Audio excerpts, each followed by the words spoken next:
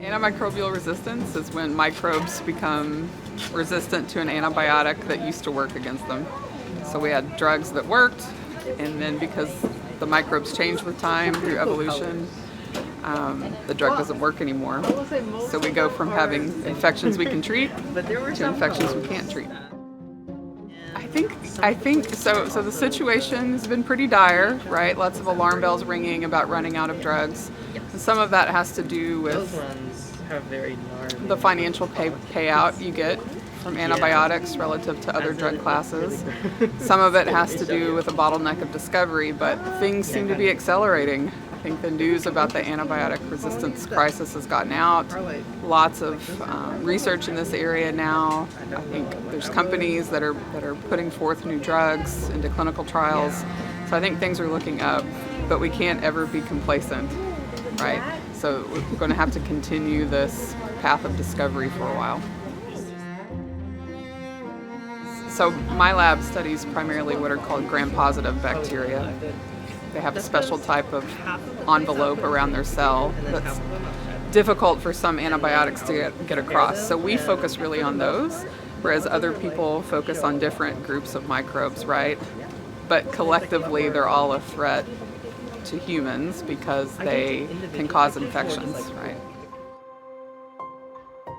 I think step one is understanding we're in an ongoing battle with microbes. So there's probably not one drug that's going to solve all infections permanently. So it's going to be a continual process of discovery and troubleshooting, right, to stay ahead of the game and be able to successfully treat infections in the future.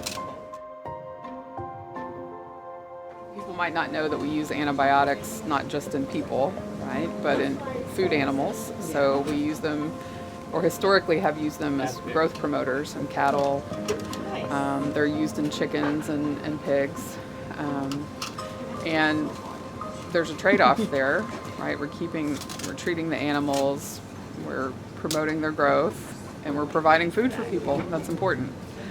But we're also putting antibiotics out into the environment, and it's just more contacts between antibiotics and microbes where that evolution has a chance to happen. So I think awareness is an important thing that lay people could have, right? Just awareness of all the different ways we use antibiotics and the balance of whether one thinks it's good or bad, right, for different uses. And then also being mindful of individual use of antibiotics. If you're prescribed them, right, ask questions of the doctor. Should I take this course to the end? I hope they say yes. Should I stop taking this when I feel better? Probably not, right? You should see the whole course through. Why am I being prescribed this, right? There's just questions you can ask, but antibiotics are lifesavers, right? We need them, but we also need to use them responsibly. And that takes, I think, a good understanding of where they are, why they're being used, and how. And it's not just people, it's also animals.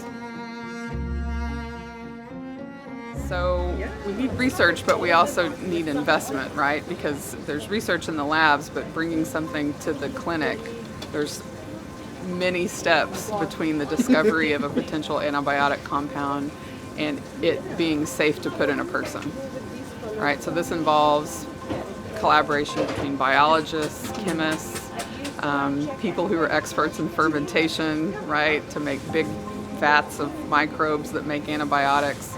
There's a lot of moving parts here. We're one part of it, and I'm happy to do that, but discovery of drugs and, importantly, making them work in the clinic takes a big group effort.